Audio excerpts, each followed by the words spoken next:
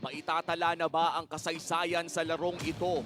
O papatagalin pa ba ng lason patungong game number 3? Welcome to game 2 of this best of 3 series para sa highlight match of this Saturday night special. Muli ako nga pala si Umi, kasama dito si Burrito at kami ang magiging casters nyo for this match. Fnatic Onyx kontra Omega, nakaisa na ang Ethnok. Isang hakbang na lang para sa Fnatic Onyx Philippines, pero parang pipigilan yan ng Khalid ni Chak Mamba. Bago na naman, Iba na naman. Nakita na natin yung Khalid Rome kahapon. Pero this time around, ang pipiloto naman ng Khalid Rome na yon ay si Chakno. Oo, kakaiba ito kasi again, akala nga namin, actually nag-uusap tayo habang nagda-draft. Akala natin Chakno Cho. Oo, yun nga, na-excite na ako eh. 'Di ba? Kaabang-abang talaga 'yun. Pero ito yung maganda kapag may hero ka na may damage din. No, at saka mabilis ding umikot. Pero ito na nga, speak of pag-ikot, tamang ikot lang si Chak Mamba. Nagamit yung kanyang flicker. Walang Cyclone Eye doon sa tagpo na iyon. Pero may pag-aray, nakuha pa. Nakuha pa yung Green Camps. Tsaka agaran siyang makaka-level 4 dito right after na makuha niya itong monster camp na to. Si Andorio ay kailangan mag-ingat at mukhang nahintay naman niya. Okay, inabutan nata siya dito. Pero ito yung tatlong ikot mula dito kay Chak Mamba. Habang si Atoy R ay pumasok na rin. Nakadalawa ka agad. Ayan na, the one-man army. Atoy Army, pumasok na.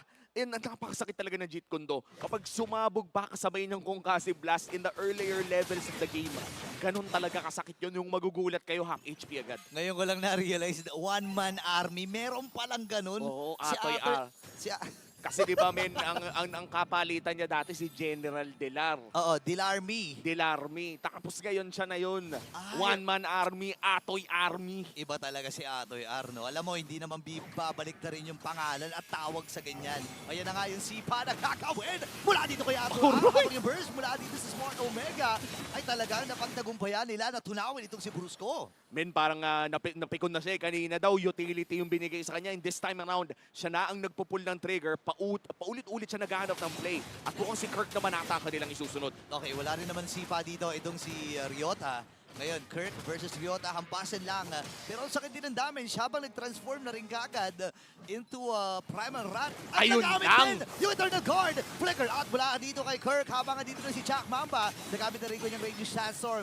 Nag-aabang si Atoy R. Available na ganyan sipa. Nasipa na nga kagad dito si King Kong. Ngayon naman ay mapapatalon with the Spear of Alpha. Pero atras na muna ng Fnatic Onyx PH. Mukhang mainit ang show ng Omega ngayon. At yung Turtle ay mapupunta din sa kamay ng barangay. At yung early game nila ay ramdam na ramdam talaga natin the Khalid and the Cho. Dalawa sa mga malalakas na early game heroes ngayon sa loob ng ating meta. Yeah, actually nakakita na nga tayo ng mga ban Khalid eh. And yan yung rason kung bakit talaga inaalis yung Khalid ng kahit sinong team na nakikita natin ngayon sa MPL Philippines. Speaking of nakikita going for something na na-item itong si Jome. And kailangan nilang makauna or kailangan ni Jome makauna dito kasi alam naman natin na Makati talaga itong Harit. Oo, alam naman natin kapag mid-game na ang Harit talaga ay nagsashine. Pero si Kenra delikado, papasukin ni Chakno. Pero Grabe. agarang pagpasok din at counter set Ganda! mula kay Brusco.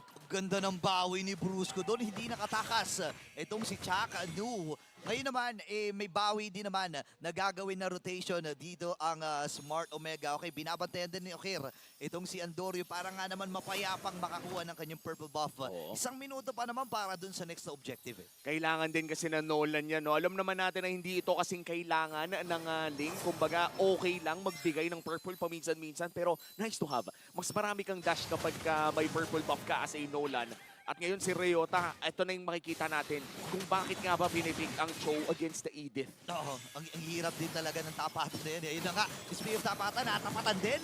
Itong si Chak Nu, ikalawang death para dito kay Chak Mamba. Ngayon naman, Wow! nakita rin kagad yung Crimson Beacon. Papasok pa nga doon kay Okir. At buti na lang ay nakatakas din ang ilan sa mga members dito ng Smart Omega. Ilang segundo para doon sa next na objective. At yung mga energy seeds ay pawala na rin naman. Grabe no, pinang-iiwas niya yung Crimson Beacon para makalabas doon Yeah. sa fracture ng isang Nolan. And this is just the micro ability na meron ng Fnatic Onyx. Nakita din natin yan kanina nung iniwasan ni Kendra yung pag-engage ni Chakno doon sa may bandang itaas. Pero baba muna tayo. It will be the turtle, the second turtle of the game, kung saan mukhang sabay naman dadating ang dalawang jungler pero mas kontrolado ng Fnatic Onyx ngayon. Okay, papabayaan nila yung top lane. Medyo mahirap ito habang Circle Eagle naman mula dito kay Brusco, napalayo siya. Pero yung Sipa, Wow! saktong-sakto lang doon sa jungler ng Fnatic Onyx Philippines. Libre ata ang pagong para sa kupunan ng Smart Omega. Nakakuha pa rin ng isa. And Andoriot ang buong kumunan ng Smart Omega ang lumamang doon. What a play coming in from Ryota. Nahanap niya si King Kong. Yes, nauna ang Fnatic Onyx doon sa turtle na yun. Napakaganda na ng pwesto ng Fnatic Onyx. Pero nakahanap ng anggulo si Ryota na nawala, na displace doon si King Kong at rumekta na sa burst damage ang Omega. Kaya naman papasok na sila sa loob ng jungle at agarang lalabanan ng ganyan-ganyan lang. Mali ata ang pasok dito doon sa jungle na. Isipin mo tumatampay na ang Smart Omega dito. Wala pa, meron Sipa dito si Yato. Sino kaya sisipain? Kel ay mamamatay. Ando na nga yung Sipa. Ngayon si Jack Mamba ang umaabante. Ang Bang! first from Andoryu. Nakadalawa na agad ang pangungot na Kirk! kulot. At atras muna ang Smart Omega. 2 for 2 exchange pero mukhang naagaw ang orange buff. Andoryu naman ngayon ang nag-iinit at mid lane naman ata ang gusto nilang sunod. Papasukin niya nga ba? Hindi na pala. Grabe, napakatapang ni Andoryu. No, nakakuha na nga siya ng dalawa doon. Pero si Jom ay pumapasok din. Napilitang i-force yung Zaman Force doon. Pero again, walang makukuha na nakabayaran itong Smart Omega against Fnatic Onyx. Hawak ng Omega ang laro ngayon. It is a 1.6k gold lead na dalawang turtle na rin ang kanilang nakuha. Napakaganda ng kanilang early game. And I think Andoryu is having one of the best games so far sa series na to. 2-0-5 right now, 100% kill participation para dito kay Andoryu. Pero karamihan ng mga play nila ay nagsisimula sa mga trigger ni Ryota. Oo, napakaganda talaga ng mga sipa niya dito. Nakailan na itong si Atoy R. Even Chakno, hindi yun yung maganda no? Kaya lang may off-cam kill at natunaw ng bigla. Itong si Super Prince, 3-0-5 para kay Andoryu. Napaka-rare nun, men. Napaka-rare na mamatay lang ng bigla si Super Prince ng ganun pa kabilis. Chakno nandun sa may bandang likod. Iikutan na ni Brusco pero lilipad din palayo. Hanggat ngayon hindi pa bumabagsak ang mid lane turret pero lipat na muna doon sa may bandang itaas. Dalawang tore ang kukunin ng Smart Omega kapalit ng isa sa baba. Grabe yung pagsakal na ginagawa dito ng Smart Omega against sa Fnatic Onyx Philippines. Kaibahan sa mga usual na hero kasi ni King Kong. Itong hero niya medyo one-dimensional. No? Unlike sa ibang mga assassin na pwede ka maging flexi-flexi, kuha ka ng mga dash-dash mo. No? Pero ito kasi isa lang Spear of Alpha in the afternoon, wala kang pantakas kundi yung guiding wind lang. Speaking yung pantakas, tingnan natin kung makakatakas nga ba si Kirk. Sisipain pa ba? Ayan na nga! Ayan na nga, pinagtulong-tulungan ng apat na miyembro dito ng Smart Omega. Ang bagong barangay, lumuwi na rin si Chakno doon. Pero hindi niya aabutan si Kirk at si Brusco. Ngayon naman, sa may bandang ibabaw na parte, andito rin si King Kong at si Super Prince. Masakit na rin yung damage dito ni King Kong. Pero kaya kasing indahin ni Chakno tsaka ni Atoy Ari. Napakaganda ng early game ng Omega ngayon. Hindi lamang nila nakuha ang tatlong turtles, kundi nakakuha na rin sila ng mga crucial na pick-off sa mga primary targets ng Fnatic Onyx. Katulad na lamang ni King Kong at pati na rin ni Super Prince. Gusto ko yung nabanggit mo kanina, Burrito, na very one-dimensional lang isang alpha. Pag pumasok siya, yun na yun. Kailangan makakuha siya ng kill. Kailangan may matamaan siya. Hindi siya katulad ng mga ibang ginagamit ni King Kong na pwede pang bumalik at pumasok ulit. Oo, at saka yung macro no? Yung macro na pinag-uusapan, for example, yung Ling, na pwede ka mag-split wish if ever manalugi na kayo sa early portions, o kaya yung isang Fanny na pwede kang gumalaw-galaw kung saan mo man gustong puntahan. Pero ito kasi kailangan pa ng alalay ni Brusco. And hindi tayo sanay na nakikita itong si King Kong na gumagamit ng gantong hero. May mga experimentation pero feeling ko naman alam nila yung direksyon kung saan patungo itong lineup na ito Panigurado, praktisado. Pero again, yung specialty talaga yung inaabangan natin dito, no? Ryota! Ayan na nga yung specialty, kasabay pa nga doon ng Eternal Guard. Hindi na naman nakasapak dito si King Kong. Ngayon naman ay mamamatay din si Chakno. Atras muna dito ang Smart Omega. Andito din yung mga babad dito ni Super Prince. But then again, namatay na naman for the 4th time. Sobrang crucial nito si King Kong 4 na beses nang namatay. King Kong for Chakno ang naging trade ng Omega at napaka-worth it nun kasi kung roamer para sa jungler, especially if paparating na yung Lord, napaka-importante ng jungler mo, yung buhay ng jungler kuno. And Sobra. for Omega, dahil nga napatay nila yung jungler ng Fnatic Onyx, sisimula na nila yung Lord. Ang tanong ay, hahayaan ba sila? Sino kayo makakuha nito? Ngayon naman, 5,000 na lang yung buhay ng Lord Andorio. Malayang makukuha yung Lord na yon. Jom! Habang si Jom,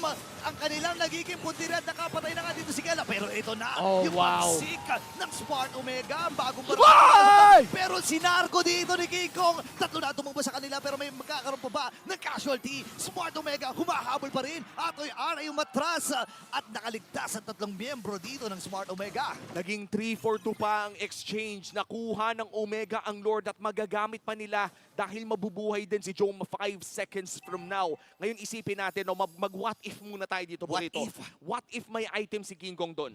What if nakuha ni King Kong yung mga buff niya ng mas maaga? Kung tumama sa tatlo at ganun kataas yung damage niya. Makikita natin no, sa Infinix Ayun, no? instant replay natin, yung burst damage na galing sa Omega, yes. Pero yan no, Ayun, kung no? may item siya dyan, men, that could have been a very different fight para dito sa kupunan ng Fnatic Onyx. Pero dahil nga nilugi ng Omega, ay nabuhay sila doon. Yun yung sinasabi ko na parang yung condition yung condition ng lineup ng Fnatic Onyx Philippines, alam nila. And alam din nila na may kabitinan na dahil nga medyo na-delay na 4 na beses na namatay si King Kong dito, pero hindi pa huli ang lahat. Oo. Hindi pa huli ang lahat para sa Fnatic Onyx Philippines and ng Smart Omega. Kailangan lang nilang i-capitalize yung Oh. lead na nahawakan nila dito. Grabe, pati ba si Kelra naka-roam boots? Talaga?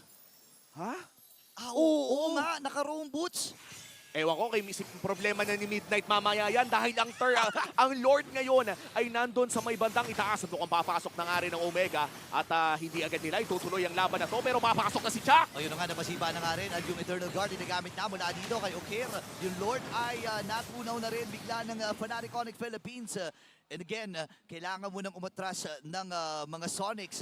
And ang nakikita ko lang dito kung bakit nakaroong boots to kasi kailangan nila ng gold eh. Di ba nga pag nakakakuha ka ng assist, may extra gold yun eh. Oo, tsaka alam ko pag lagpas 8 minutes naman na, makukuha mo yung mga pachepe-chepe ng mga minion. Ginto-ginto, oo. But then again, no, dahil nga may 3 roam boots tayo dito, mamaya malalaman din natin kay Midnight. Wag na natin Alam niya hanapin. yan. Alam Alam niya nila yan. yan. May oras siya para mag-research habang nangyayari ang ang larong ito.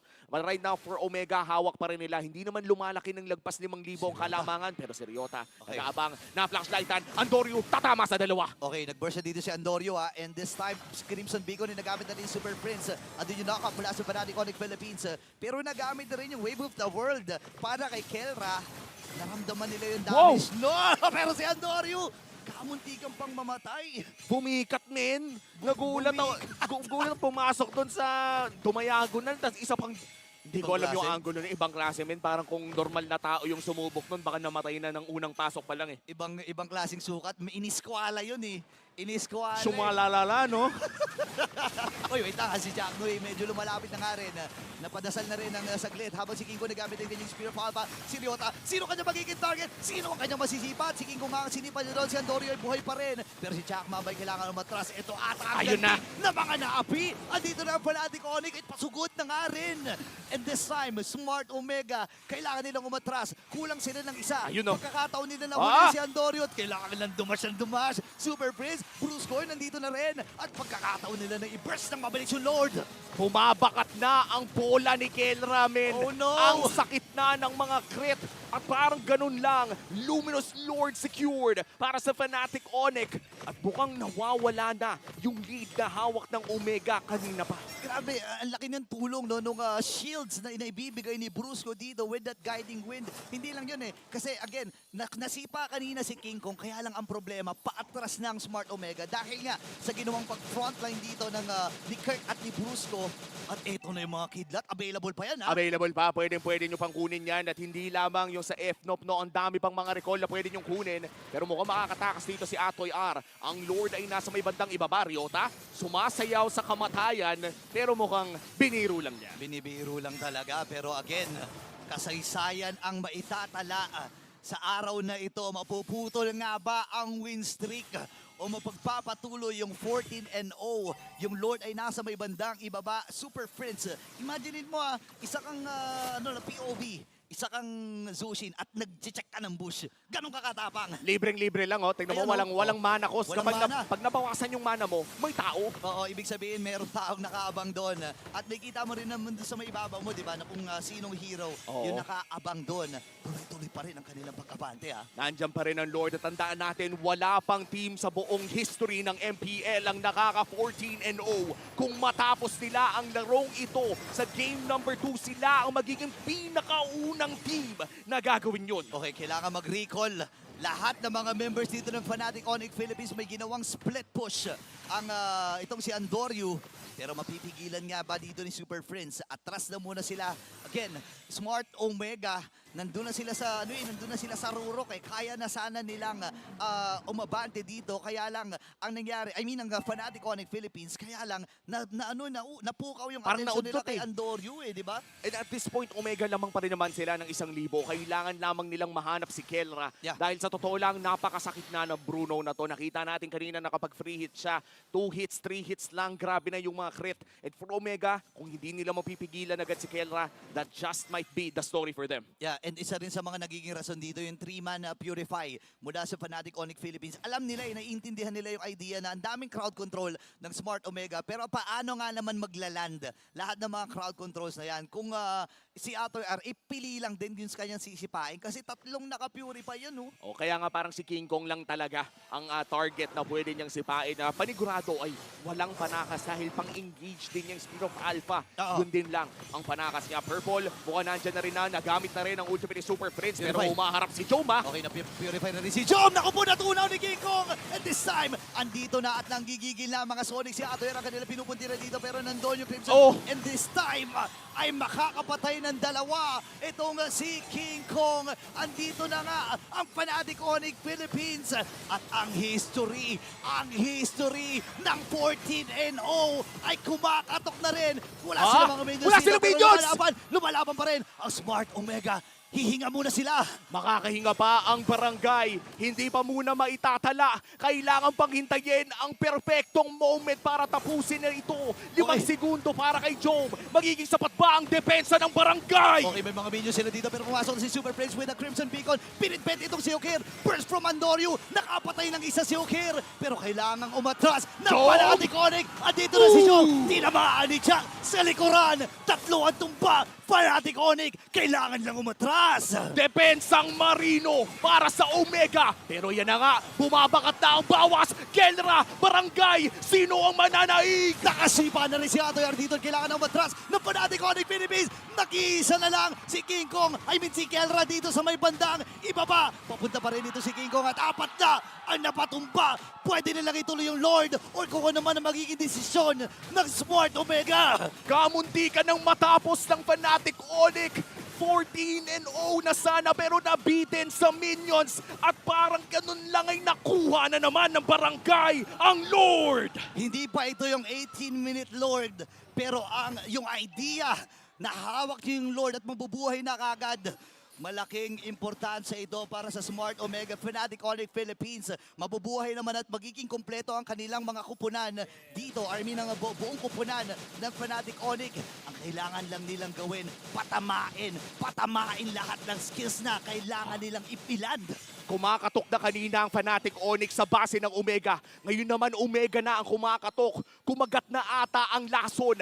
Nasa dugo na ata ng mga Sonic at si Ryota ngayon ay humaharap na. That's one inhibitor, turn it down. Medyo malayo pa ang mga ibang minions. Kaya naman makakahinga pa ang Fnatic Onyx. Hinga muna para sa Fnatic Onyx Philippines and Smart Omega. Pwede sila gumawa na naman dito ng aksyon. Okir, si Atoy R ay umaamba na nga nila. Jack Mamba ay nakaharap na rin. Pero again, mapipigilan ng Fnatic Onyx ang plano ng Smart Omega, ang plano ng bagong barangay. Flicker is available para dito kay Ryota. Humaharap ngayon si Super Friends. Pero sa ngayon mukhang nagkakaroon ng possible Kelra. sandwich play. Si Kelra. Si Kelra. The Si gold Kelra. standard nag-iisa dito sa mid lane pero masasamahan na naman na ni Super Friends. Audio check, nakita niya lahat! Nahuli ka agad dito si Super Prince, nagamit na yung Crimson Beacon, pero si Jack Mambay kailangan nang umatras. Pumasok na rin dito si Brusco, and this time si King Kong nangangalahati din kanyang buhay dito. Si Atoy Are umatras na nga rin. Ang bababa ng buhay ng Smart Omega. Kailangan nilang lumayo, kailangan nilang umatras. Magre-replenish muna ng kanya-kanya mga buhay. Pero rundown na nagiging call ng Fnatic Onyx. Sino ang kanilang mahahanap? Hindi na rin nila i-go-go. Itong si Jome at may paghinga muling gagawin. Classic Omega game na naman ang ating matutunghayan at napakataas pa ng stakes against Fnatic Onyx. 19 minutes in, nag-disperse ang barangay. Walang nahanap kahit isa, parang Need for Speed lang, men. Dumating na yung mga pulis, nagsitakbuhan na yung mga kotse, pero walang nahabol ni isa. Isang minuto bago lumabas ang Evolved Lord. And this might just be the Lord that wins the game kung sino mang makakuha. Kumbaga ito na yung panuldok, ito na yung exclamation point para sa dalawang kupunan na nakikita natin ngayon. Fnatic Onyx Philippines sa Smart Omega, pinaparanas nila eh. Kumbaga, sinasabi nila sa buong mundo na nanonood ngayon, ganito mag-ML, ganito mag-MLBB. At ito na nga, best MLBB in the world. Napakahirap labanan ng mga Pilipino team para makapag 13-0 ka. Napakalaking bagay niyan. And for Omega naman, para ma-deny yung 14-0, yung immortal run na sana kung mapipigilan nila. That is history itself as well. Natandaan natin, bagong barangay to, men. Hindi na ito yung late game lang, biglang kakapit na tipo na delikado papasok ng playoffs. Tandaan natin, nauna pa sa mga ibang teams na makapasok ng playoffs ang Omega. Oh, maalala natin, dumaan din sa pagsubok ang Smart Omega last season. Nabuo itong lineup na ito. Yung umakyat, yung mga na-transfer na from MDL. Si Ukir, andyan si Chakmo, andyan si Antonio. At nakita na natin yung chemistry niya na may beaten lang talaga. Pero ito na yung pagkakataon ng Smart Omega na patunayan na kaya nilang makipagsabayan, kaya namin paganahin ang bagong barangay. Oh, ito na ang bagong barangay. Sisimulan ang Evolved Lord. Nandito din naman ang Fnatic Onyx. May matabang wave doon sa may bandang ibaba. Ang kapal Pag nun. nakita nila si Kellera, may malaking chance na i-burst nila ang Evolved Lord na to. Pero mukhang maiilawan ni Super Prince ang Elbush. Pero masyado siyang malapit! Si Super Prince kailangan niya umatras dito. Ang sakit kalahati yung buhay niya. Pero sabi niya, dito naman si Brusco kayang-kaya ko i-save, reset ang maitatawag ng Fnatic Onyx Philippines at Smart Omega. Habang din, sino kanya sisipahin? Si King Kong. Naku, malapit si King Kong sa kanya. Pwede Ryota. sumipa dito si Atoy R. Reset muna! Reset muna! Sasayawin ulit ang Lord. likod. Mukhang pupunta dito kay Jome. Tignan natin ang wave. Nandun sa likod ng Nolan. Nag-aabang lamang kung sinong lilikod. Si Super Prince ang pinakamalapit sa kanya. Pero yun na nga, nagamit na rin ang Winter's Crown. Mukhang iilawan na rin ni Kirk. Papasok dito si Brusco. Lilipad na rin with a circling eagle. Ay, At nakita! talagaran talikod. Nakita! Nakita nila si Andorio. At mukhang may sandwich play na pwedeng magganap dito ng mid lane. Pero babalik sila doon sa formation around that Lord. Yeah, pagsipa ni Keron, lumapit yung purple buff. May tao ba dyan? Meron eh. Meron lumapit doon sa purple buff or lumapit doon sa may malapit na bush. Again, 24k yung buhay ng Lord na ito. Nag-buy time dito ang kupunan ng Smart Omega. Habang si Andori may kita rin ni Brusco. And this is Super Prince. May flickers ni Ryota. Nilalabas lang niya yung kanya mga lanterns dito. 19k yung buhay ng Lord. Reset na naman. Nalilito na rin yung Lord eh. Nako, mukhang si Okir na huli ng bahagya. Kailangan nila mag-back. May napakalaking wave for na zone. Fnatic Onyx. Ganda na zone. Ang ganda na zone. Sino nga ba makakuha ng Lord na to? Si Ryota ay namatay din. Andon yung Retribution at nagwagi ang kulot na bangungot. Ngayon naman ay mamamatay itong si Jome. Pero yung Lord, Nako! Lord doon sa may bandang itaas, nakasurvive pa yung maikling buhay ng crystal na yon. At ang Smart Omega hihinga pa rin. Kailangan na nilang ikat yung wave dahil lumisan na yung Lord. 30 seconds para kay Ryota, 40 seconds para dito Ang kay taas. Jome. Napakataas. Wala na sa loob ng base at may minions pa dito sa may bandang mid lane. Naku, pwede silang kumapit dito. And this time, si Super Prince, nandun yung burst. Napakaunat kalahati yung buhay ni Super Prince. Natunaw na rin nila yung Lord. Nasa may bandang itaas itong si Kirk. Ano ang gagawin ng barangay? Kailangan nilang dumepensa kahit ano nang gawin nila. 20 seconds, buy time para kay Ryota at kay Jome. Si Andorio ngayon mukhang magpapahabol sa dalawa. Pero Wala! pumunta din tayo sa may bandang gitna. Ito na ang pag-push nila, Kellera. Ito na nga ba ang history in the making? Si Kera gusto nang matapos itong laban na to. Pinibase ako niya ngayon. Nagamit na rin yung mga Winter's Crown. Habang si Jack Mama yung matras din. And si King Kong ay mamamatay. Habang si Kirk ay nakakuha na rin ng isa. Pipit-pitit din si Andorio. I mean si Ryota. Nalilito-lito na ako. Napakarami mga nangyayari sa laban na ito. Atras muna si Kera. At ang buong kumuna ng Smart Omega. Buhay pa rin flicker out from Jack Mamba. Buhay pa! TikTok timers na para kay Ukir at King Kong. Parehas na sa 45 seconds. 4v4 ang labanan dito sa may bandang gitna. Si Chakno ngayon ay delikado pero si Ryota nakahanap ng isa. Si Kela ay napuntahan pero mukhang makapadash palayo. At buhay pa rin ang Filipino Savage. Oh my gosh, grabe na yung nagaganap. Nabili na yung mga Immortality, nabili na rin yung mga Winter's Crown. And si Andorio, again, napakailap. Kumakapit pa rin ng buong barangay sa kanilang base at sa kanilang natitirang kristal doon sa gitna. Ngayon may pagkakataon silang lumabas. May pagkakataon silang lumabas sa kanilang base. 1 minute bago lumabas ang susunod na Lord. This is already the 5th Lord. Pang-5 Lord na ng larong ito at makikita na natin ang laban ng Omega Timers at ang Onyx Time. Patagalan na yung laro, hindi na pwedeng magkamali. In fact, kahit isa lang yung mapitas dito, Burrito, may malaking tsansa na yun ang magpapapanado. Tandaan natin at 25 minutes, malapit na ang 25-minute mark at ang tataas na rin ang death timers ng mga heroes na ito. Wala silang, kumbaga kapag namatay ka dito, kailangan mo na lang magdasal na hindi matapos kagad yung laban dahil medyo matagal-tagal ang mga death timers, matagal-tagal na panonood sa mga magaganap. And alam naman natin ng Fnatic Onyx at Smart Omega, sanay sila sa ganito, sanay sila sa mga pahabaan na game eh. Kelra, Chakno, Wow. sanay na ang dalawang ito sa late game. To the point na nagtatagisan na sila dito in the 25-minute game number 2. Hindi pa nga to game 3 min eh. Hindi pa ito yung third game. Kung sakaling manalo yung Omega, may makikita pa tayong third. But for Diba? Fnatic Onyx, parang 3 beses na nilang sinusubukan tapusin tong larong to. Oo, kung mayroong pangalawang beses na yun, ito pangatlong beses na para sa Fnatic Onyx Philippines. Ngayon, Circling Eagle, kasama ata itong si Kirk and si Super Prince ay bumababad lamang din. Nagamit yung Summon Force, na-force ni Jom yung Summon Force niya para lang makatakas dun sa plano ng Fnatic Onyx Philippines. Pero sa gitna, Ayan na. sa gitna. Ang sakit! Oroy ko po, isang hampas lang Oh, yun. no. Isang hampas lang. And this time, Smart Omega, pipilitin nilang i-reset itong Lord na ito. Kailangan talagang makahanap ng ibang paraan ang Omega dito dahil papatagalin lang ito ng papatagalin ng Fnatic Onyx dahil sa kalamangan na meron sila sa waves. Pero mukhang papasok na nga dito. Mukhang matatamaan din si Ukir pero hindi nila itutuloy. Circling Eagle na panakot lamang ang pinakita ni Brusco at yung Lord ay sinasayaw pa rin nila Kirk. Magkakasalubungan ata dun sa may bandang ibaba. Buti nilang dumiko. Itong si Andorio ngayon, lalaban na nga daw ang Smart Omega. And this time, Oh, no!